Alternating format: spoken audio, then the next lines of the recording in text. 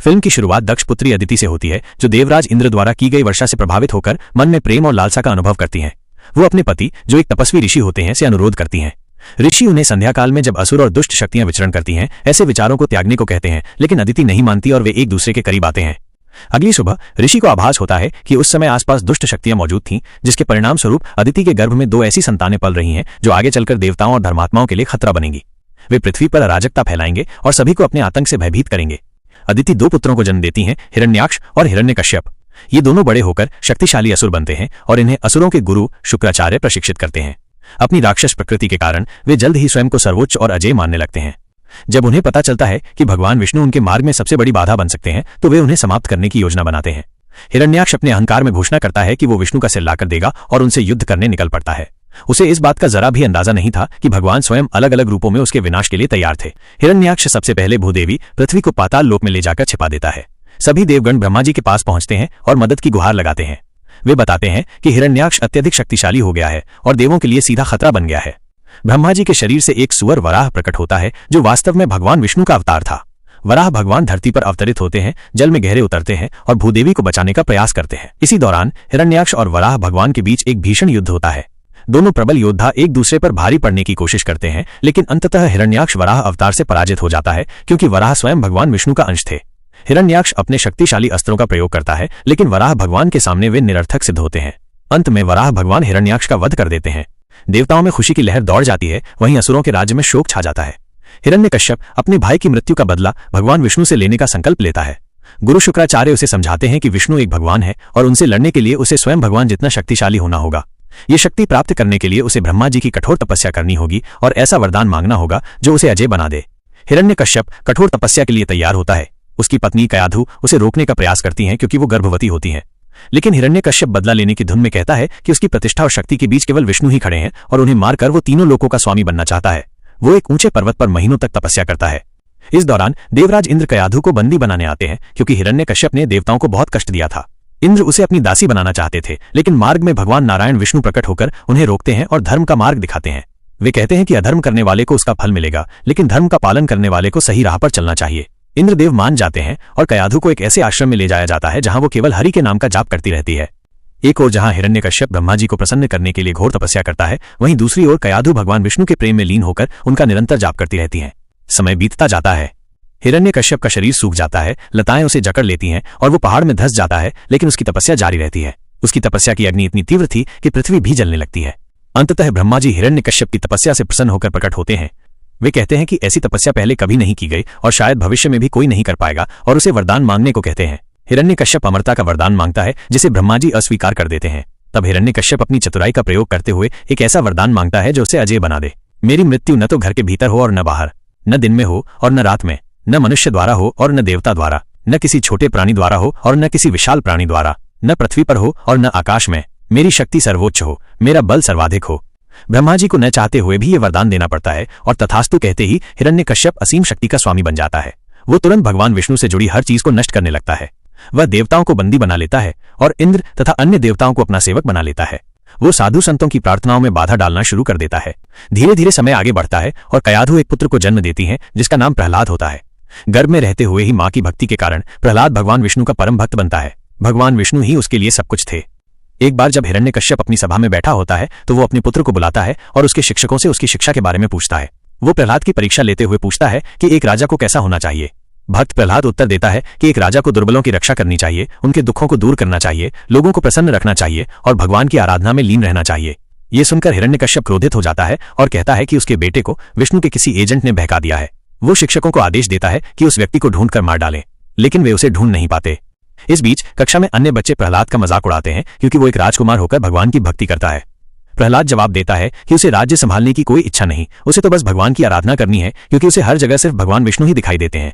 एक घटना में एक शरारती बच्चा एक कांटेदार चूहे पर पैर रख देता है।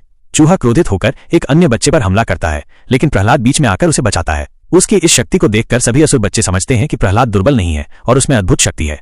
वे ये भी समझ जाते हैं कि वो एक राज्य का सफल शासक बनने की क्षमता रखता है। धीरे धीरे सभी बच्चे जो कभी प्रहलाद के विरोधी थे, उसके साथ मिलकर ओम नमो भगवते वासुदेवाय का जाप करने लगते हैं। एक और बच्चा ये सब देखकर शिक्षकों को बताता है कि प्रहलाद ने अन्य बच्चों को भी भगवान की भक्ति में लगा दिया है। शिक्षक उस बच्चे को इनाम देते हैं और जाकर हिरण्यकश्यप को बताते हैं कि उसका बेटा भगवान विष्णु का भक्त बन गया है और उसने कक्षा में सभी को प्रभावित किया है। एक दिन हिरण्यकश्यप गुस्से में अपनी सभा में प्रहलाद को बुलाता है और पूछता है कि वो स्कूल में क्या सीख रहा है और क्या प्रचार कर रहा है कि विष्णु सर्वव्यापी और सर्वज्ञानी है। वो पूछता है, क्या तुम्हें याद नहीं कि मैं सर्वशक्तिमान हूं, विष्णु से ज्यादा शक्तिशाली? प्रहलाद दृढ़ता से कहता है कि भले ही वे शक्तिशाली हों, वे भगवान को नीचा नहीं दिखा सकते। ये सुनकर हिरण्यकश्यप को भीषण क्रोध आता है और वो भरी सभा में प्रहलाद को जोरदार लात मारता है और उसकी मौत का फरमान जारी कर देता है। कयाधु, उसकी पत्नी, उसके पैरों पर गिरकर विनती करती हैं कि वो केवल एक 5 साल का बच्चा है, लेकिन हिरण्यकश्यप अपने निर्णय पर अटल रहता है। प्रहलाद को मारने के लिए कुछ सैनिक आते हैं और भाले से हमला करते हैं, लेकिन भाले टूट जाते हैं। ये देखकर हिरण्यकश्यप समझ जाता है कि भगवान विष्णु स्वयं उसकी रक्षा कर रहे हैं, इसलिए वो उसे मारने के लिए पागल हाथियों के सामने छोड़ देता है। लेकिन जब हाथियों को छोड़ा जाता है तो वे भी प्रहलाद के सामने नतमस्तक हो जाते हैं। ये देखकर हिरण्यकश्यप का दिमाग फिर से घूम जाता है और वो उसे कालकोठरी में बंद करने का फैसला करता है। कई दिनों तक कालकोठरी में बिना भोजन और पानी के प्रहलाद की रक्षा भगवान विष्णु स्वयं करते हैं। अंत में उसे एक ऊंची पहाड़ी से नीचे फेंकने का आदेश दिया जाता है। जब सैनिक प्रहलाद को पहाड़ी पर ले जा रहे थे तब प्रहलाद उनसे कहता है, आप इतनी ऊंची पहाड़ी पर चढ़ रहे हैं, थक जाएंगे, इतनी तकलीफ मत उठाइए, मैं खुद चला जाऊंगा और कूद जाऊंगा। उसकी मासूमियत देखकर सैनिकों का दिल पिघल जाता है, लेकिन राजा के आदेश का पालन करना था, इसलिए वे प्रहलाद को नीचे फेंक देते हैं। लेकिन प्रहलाद की प्रार्थना इस तरह भगवान तक पहुंचती है कि वे फूलों की एक चादर बिछा देते हैं और प्रहलाद की जान बच जाती है। जब प्रहलाद फिर से सभा में पहुंचता है तो हिरण्यकश्यप का क्रोध और बढ़ जाता है। वो अपनी बहन होलिका के पास मदद मांगने जाता है। होलिका को ब्रह्मा जी से वरदान मिला था कि उसे आग नहीं जला सकती। इस वरदान का लाभ उठाकर वे एक योजना बनाते हैं। लकड़ियों की एक विशाल चिता बनाई जाएगी जिसमें होलिका केंद्र में बैठेगी और उसकी गोद में प्रहलाद को बिठाया जाएगा। इस तरह होलिका तो नहीं जलेगी, लेकिन प्रहलाद भस्म हो जाएगा। ये योजना बनाकर वे एक बड़ी चिता तैयार करते हैं जिस पर भक्त प्रहलाद को होलिका की गोद में बिठाया जाता है।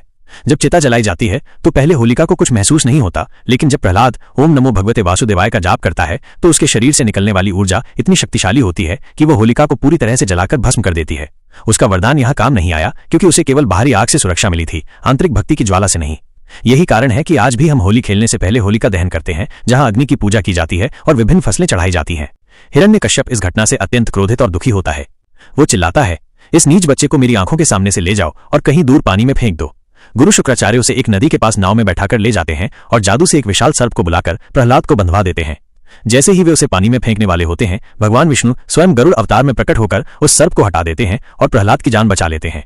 हालांकि प्रहलाद पानी में गिर जाता है, जहां वरुण देव स्वयं बाहर आकर प्रहलाद से कहते हैं, तुम्हारे जैसा भक्त जो अपने अंतिम क्षणों में भी भगवान विष्णु का जाप कर रहा था, मैंने आज तक कभी नहीं देखा। युगों युगों तक तुम्हें सिर्फ प्रहलाद नहीं बल्कि भक्त प्रहलाद के नाम से जाना जाएगा। यही कारण है कि हम आज भी उन्हें भक्त प्रहलाद कहते हैं। इसके बाद भक्त प्रहलाद को हर चीज में, माइनस मिट्टी में, पेड़ों में, पौधों में, लकड़ी में, खंभों में, इमारतों में, यहां तक कि हर जीव में माइनस भगवान विष्णु के दर्शन होने लगते हैं। वो भगवान के नाम में इतना लीन हो जाता है कि सब कुछ भूलकर बस उनका जाप करता, आराधना करता और पूरे राज्य में घूमता रहता है। इस बार वो चलते चलते सीधे अपने पिता हिरण्यकश्यप के राजमहल पहुंच जाता है और उनसे कहता है, आप भले ही सर्वशक्तिमान हो, लेकिन भगवान विष्णु के बारे में बुरा मत बोलिए। हिरण्यकश्यप क्रोधित होकर पूछता है, तुम ऐसा क्यों कहते हो कि उनके बारे में गलत मत बोलो? क्या वो यहाँ मौजूद है? जिस पर प्रहलाद कहता है, हाँ, वो हर चीज में मौजूद है, यहाँ तक कि इस खंभे में भी जल, वायु, अग्नि, पृथ्वी, आप जिसमें भी कहेंगे वो उसमें मौजूद है। हिरण्यकश्यप कहता है, क्या इस खंभे में तेरे विष्णु मौजूद हैं? जिस पर प्रहलाद केवल भगवान का जाप करने लगता है। हिरण्यकश्यप घोषणा करता है कि वो अब इस खंभे को तोड़ने वाला है और देखता है कि उसका भगवान इसमें से निकलता है या नहीं। ये हिरण्यकश्यप के जीवन की सबसे बड़ी और अंतिम गलती साबित होती है। जैसे ही वो गदा लेकर खंभे को तोड़ना शुरू करता है, भगवान विष्णु स्वयं महाअवतार नरसिम्हा के रूप में प्रकट हो जाते हैं। फिर अपनी अष्टभुजाओं के साथ वे हिरण्यकश्यप पर जोरदार प्रहार करते हैं। दोनों के बीच एक भयंकर युद्ध चलता है। जब हिरण्यकश्यप हारता हुआ दिखता है तो वो अपना सुनहरा कवच उतारकर फिर से लड़ने लगता है, लेकिन नरसिम्हा अवतार के सामने उसकी एक नहीं चलती। वो बुरी तरह से पिटता है और दूर जा गिरता है। वो अपने महल से भाग भी जाता है, लेकिन जंगल में भी उसे केवल नरसिम्हा अवतार के ही दर्शन होते हैं। अंत में वो अपनी पूरी शक्ति का उपयोग करके अपने आकार को ब्रह्मांड से भी बड़ा कर लेता है, लेकिन उसे जल्द ही एहसास होता है कि भगवान विष्णु के सामने वो इतना बड़ा होने के बावजूद भी केवल एक चींटी के समान है। भगवान विष्णु उसे वापस उसके दरबार में फेंक देते हैं। इसके बाद नरसिम्हा उसे टांगों से पकड़कर खींचते हुए दरबार के मुख्य द्वार की चौखट पर ले जाते हैं।